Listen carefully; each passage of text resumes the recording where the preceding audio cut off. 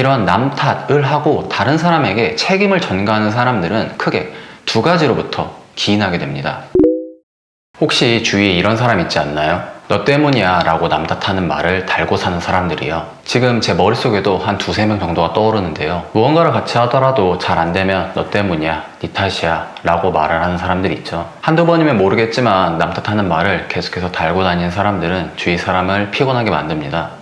또한 계속해서 스트레스를 주기 때문에 조직 전체에도 안 좋은 영향을 주고요. 그리고 관계에 있어서도 그 사람들이 하는 말 때문에 괜히 왠지 다 모든 게 내 탓인 것 같고 다 내 잘못인 것 같고 라는 생각이 들어서 울적해지기도 합니다. 하지만 우리가 하는 대부분의 일들은 예측할 수 없습니다. 결과가 나오기 전까지는 어떤 결과가 나오는지도 잘 알 수가 없고 남 탓하는 사람들 또한 그 결과가 나올 거라고 생각도 못 합니다. 단지 결과가 나온 것에 대해서 너 때문이다 라고 말할 뿐이죠. 그렇다면 일반적으로 봤을 때 누구를 탓한 문제가 아닌데도 계속해서 다른 사람의 탓이라고 말하는 사람들의 속마음은 무엇일까요? 이번 영상에서는 남 탓하는 사람들, 책임 전가를 하는 사람들의 속마음에 대해서 알려드리겠습니다. 먼저 대부분의 사람들이 상대방으로부터 너 때문이야 라는 말을 듣게 되면은 일반적으로 우리는 내용에 대해서 집중하게 됩니다. 이게 정말 내 탓인가? 아니면 나 때문이 아니라 너 때문인가? 와 같이 책임에 대해서 얘기를 하거나 그 내용이 뭐가 잘못됐고 어떤 과정에서 내가 이런 행동을 하면 안 됐는데 와 같은 생각을 하게 됩니다. 그리고 자연스럽게 누군가의 잘잘못인가를 따지려고 하죠. 하지만 그런 방향으로 생각하게 되는 것은 좋지 않습니다.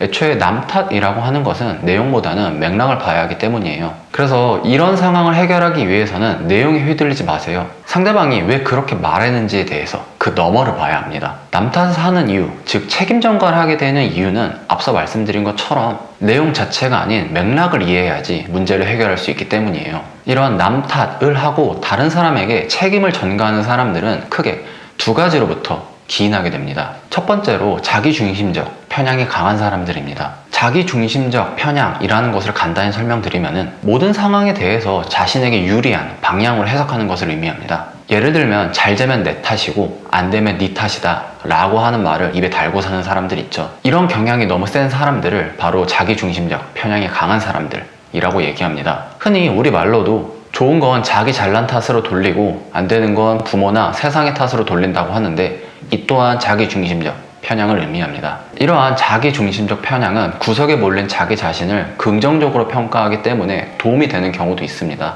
하지만 본인에게는 도움이 된다고 할지라도 다른 사람들에게는 피해를 줄 수도 있죠. 이런 성향의 사람이 끼게 되면 일이 잘 풀려도 피해를 주고 일이 안 풀려도 피해를 주기 때문이에요. 일이 잘 풀려서 성공한 경우에는 모두가 다 같이 노력한 일에 대해서도 자신의 역량과 연결을 짓습니다. 그리고 다 내 덕분이다, 나 때문에 성공할 수 있었다 라는 것을 주위 사람들한테 뽐내고 자랑하면서 얘기를 하죠. 그렇기 때문에 주위 사람들이 느껴야 할 성취감을 가로챌 수 있어요. 자신의 동기는 오를지라도 다른 사람들의 동기를 떨어뜨리기 때문에 조직 전체에 봤을 때도 좋지 않은 영향을 주고요. 열심히 한다고 할지라도 어차피 결과는 저 사람이 다 가져가기 때문에 다른 사람들이 일을 하려고 하지 않기 때문에 부정적인 영향을 주게 됩니다. 당연히 일이 잘 안 풀리게 되어도 이런 사람들은 타인에게 부정적인 영향을 줍니다. 모두가 다 같이 한 일이 실패가 되는 경우에는 자신의 능력과는 결과가 연관이 없다는 것을 어필하면서 자신의 책임을 덜 지려고 합니다. 그리고 자신의 책임이 없다는 것을 말하기 위해서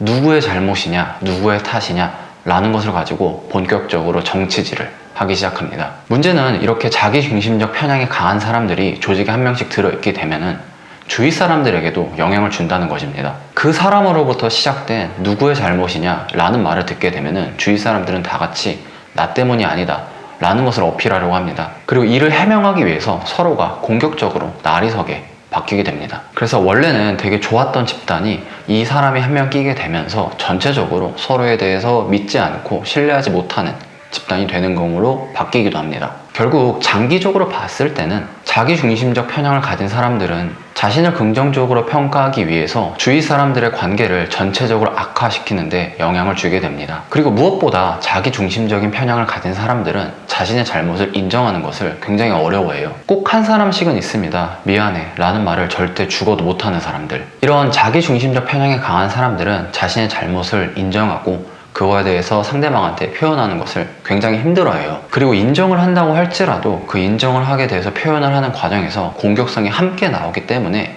긍정적인 영향을 가져오기가 더 힘들 수도 있습니다. 간단히 내가 미안하긴 한데 너 때문도 있어. 네가 잘못할 짓을 했으니까 내가 그렇게까지 반응했지. 와 같은 말을 하는 사람들을요. 그래서 듣는 사람 입장에서는 이게 사과를 하겠다는 거야? 아니면 화를 내겠다는 거야? 와 같은 생각을 하게 만들고요. 상대방을 굉장하게 피곤하게 만들게 됩니다. 이런 자기중심적 편향이 강한 사람들은 너 때문이야 라는 말을 통해서 자신의 책임감을 줄이고 상대방에게 부정적인 영향을 주게 됩니다. 그리고 너 때문이야 라고 하는 말의 이유는 두 번째로 상대방에 대한 유죄감을 강화시키기 위해서입니다. 이 경우는 특히 상대방에 대해서 불만이나 분노가 많은 경우에 너 때문이야 라는 말을 사용하게 됩니다. 여기서 말하는 너 때문이야는 약간 조금 다른 의미인데요. 내 감정을 상대방이 이해해야 한다 라는 기대감을 가지고 하는 말이기 때문입니다. 그래서 이 모든 일은 너 때문으로 만들어서 상대방에 대한 부정적인 이미지를 강화시키는 데의 목적을 가지고 있습니다. 네 잘못이야 라는 말을 통해 가지고 상대방으로부터 우위를 쓰려고 하는 말일 수도 있죠. 내용보다는 상대방의 행동에 대해서 불만을 느끼고 그 원인을 상대방에게 돌리려고 하는 것입니다. 이는 자신의 책임을 회피하고 상대방을 비난하려는 의도를 가지고 있습니다. 책임 전가를 통해서 상대방에게 유죄감을 느끼게 하여 그 사람의 통제감을 높이려고 할 수도 있죠.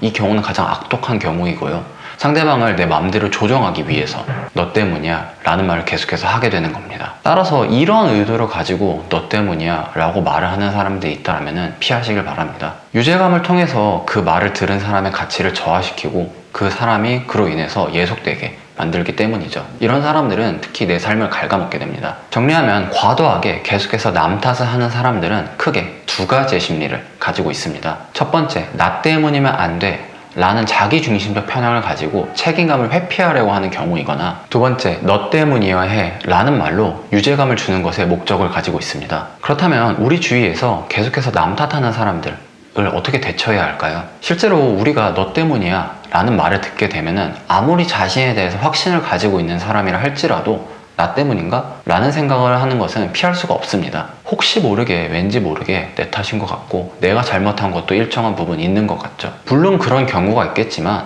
설령 그렇다고 할지라도 타인이 같이 책임을 져주는 것이 일반적인 상황입니다. 그럴 때마다 일이 이렇게 된 것은 나 때문이야 라고 자책하지 마시고 상대방이 왜 그런 말을 하게 되었는지, 그 너머에는 뭐가 있는지 곰곰이 생각해 보시길 바랍니다. 왜 상대방의 내 탓이라고 하지? 그렇게 말함으로써 상대방은 어떤 위안을 삼게 되는 거지? 와 같은 방식으로요. 그리고 만일 상대방이 내 연인이거나 내 가족과 같이 나에게 가까운 사람이라면 한 발짝 용기를 내보시길 바랍니다. 상대방이 너 때문이야 라고 말하기 전에 나 때문이야 라고 먼저 선수쳐서 말해주세요. 이렇게 말하면 상대방이 과중한 책임감에 대해서 부담감을 덜기 때문에 다음 단계로 넘어갈 수 있습니다. 흔히 말해서 지는 게 이기는 거다 라고 하는 말이죠. 그러면 이제 탓에 대한 얘기가 아니라 그 이후에는 어떻게 해야 될까? 라는 얘기로 갈 수 있어요. 그리고 마지막으로 너 때문이야 라는 말을 은연중에 달고 사는 분이 있다면 또한 용기를 내시길 바랍니다. 생각보다 내 잘못을 인정하는 것은 어렵지 않습니다. 저도 이전에 자신이 잘못한 것에 대해서 인정하는 것을 굉장히 어려움을 겪었는데요. 왜인지는 모르겠지만 이것을 인정하게 되면은 내가 내 자신이 아닌 것 같은 느낌이 들었기 때문이에요. 그러던 와중에 한 지인과 우연히 통화를 하던 중에 자신이 오늘 잘못했던 일을 얘기를 하더라고요. 그럴 때 그 지인이 나는 생각보다 별게 아니다. 나는 우주의 먼지만한 존재다. 그러니까 실수를 하는 것은 당연하다. 와 같이 장난식으로 얘기를 하는데 거기서 큰 깨달음을 얻었습니다. 그 말을 들었을 때 그렇게 말하는 것이 왠지 더 멋있어 보이고 더 어른 같아 보였기 때문이에요. 돌이켜 봤을 때 자신의 잘못을 인정하는 내 자신이 더 가치 있는 모습으로 남을 겁니다. 그리고 그게 상대방한테 상처를 주려는 본심이 아니었다면 서로의 감정을 이해하고 대화를 통해 해결해 보시기를 추천드려요. 이상입니다. 끝.